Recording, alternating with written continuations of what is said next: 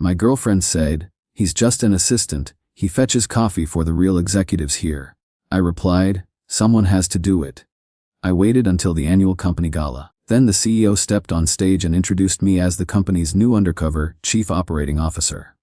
When our entire team turned and looked at her, I was 38, male, had been with Sloan, 36, for 6 years.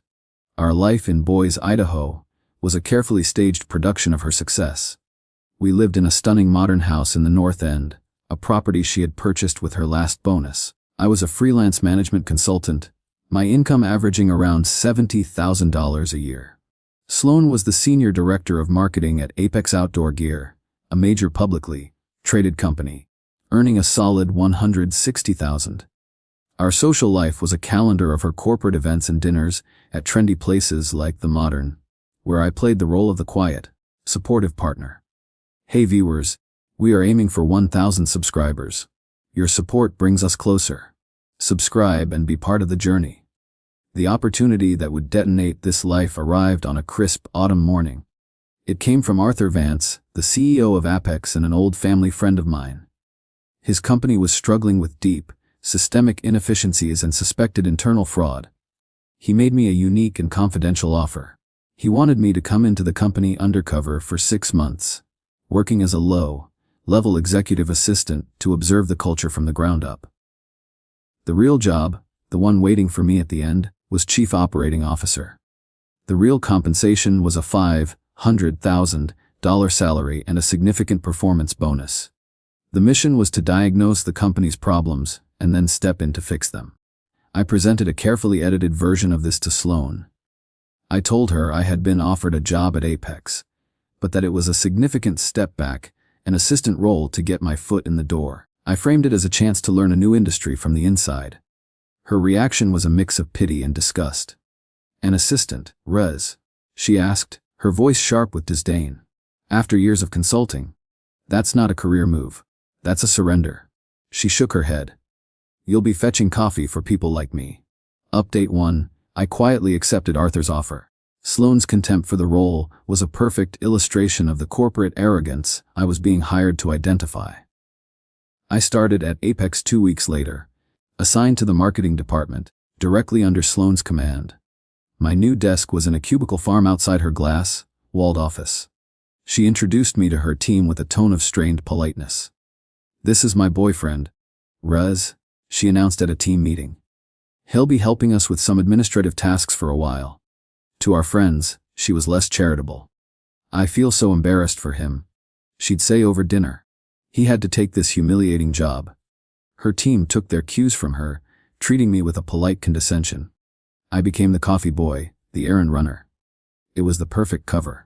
Every evening, I would retreat to the small corporate apartment Arthur had arranged for me downtown. There, I would spend hours documenting my observations, wasteful spending on vanity projects in Sloan's department, broken communication channels, and, most critically, a potential kickback scheme involving one of her senior managers and a media buying agency. I compiled my findings in encrypted reports, sending them to Arthur through a secure channel. Update 2. The breakup came on a Thursday night.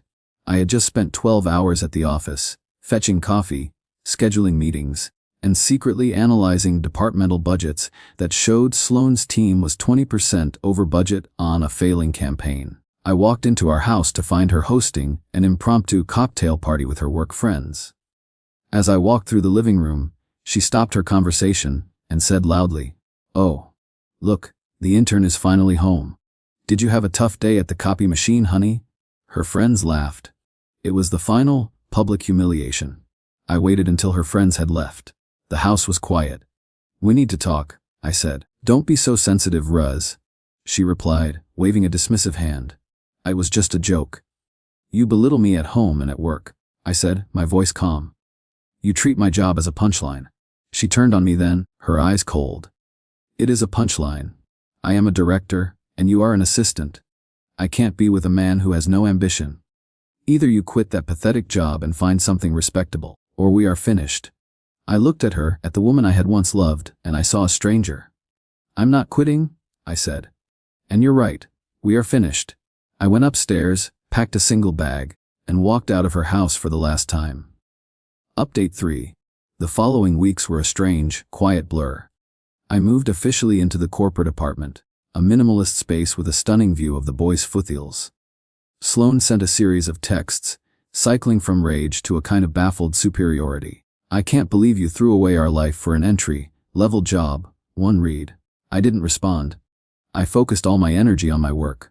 My report for Arthur grew to over 100 pages, a detailed, data-driven analysis of the company's deep-seated problems. I provided irrefutable proof of the kickback scheme, complete with email chains and falsified invoices I had quietly recovered from the company's servers. I hired movers to retrieve my belongings from Sloane's house. I scheduled them for a Saturday when I knew she would be at her weekly brunch with friends. The process was sterile and efficient. I was erasing myself from a life that had never truly been mine. My new life was a series of late nights, secret meetings with the CEO, and the quiet satisfaction of a complex plan coming together. Update 4. My 6-month undercover assignment was drawing to a close. Arthur Vance was both horrified and thrilled by my report. He called it the most brilliant and terrifying document he had ever read. He approved my comprehensive plan for a top-to-bottom operational restructuring. He officially signed my new employment contract. I was now the Chief Operating Officer of Apex Outdoor Gear, with a salary of $500,000 and a bonus structure tied to the success of my restructuring plan. He also gave me a $100,000 discovery bonus for uncovering the fraud. At the office, people began to notice that the quiet assistant was now being seen in closed-door meetings with the CEO and the board.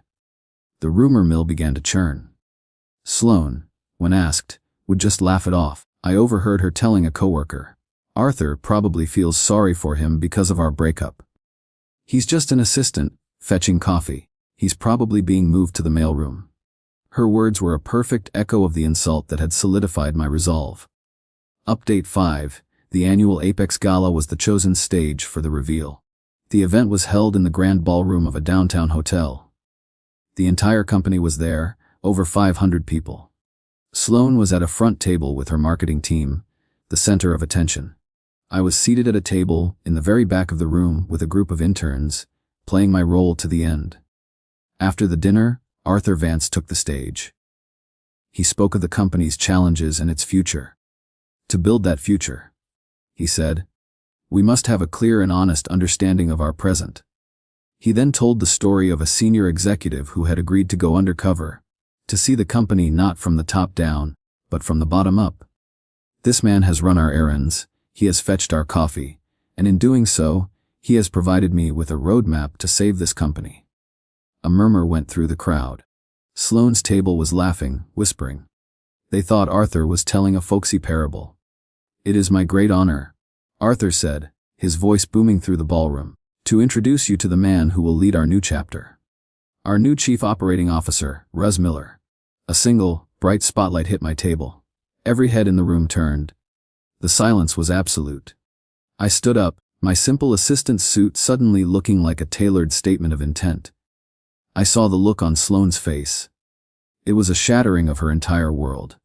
The laughter died on her lips, replaced by a mask of pure, horrified disbelief. I walked to the stage, shook Arthur's hand, and turned to face my new company. Update 6. The gala was the beginning of the earthquake. The next Monday at work, the manager involved in the kickback scheme was fired and escorted from the building. An email went out announcing my new role and that my first priority would be a full operational review of the marketing department. Sloane appeared at my new corner office that afternoon. She had traded her usual confident swagger for a desperate, pleading demeanor.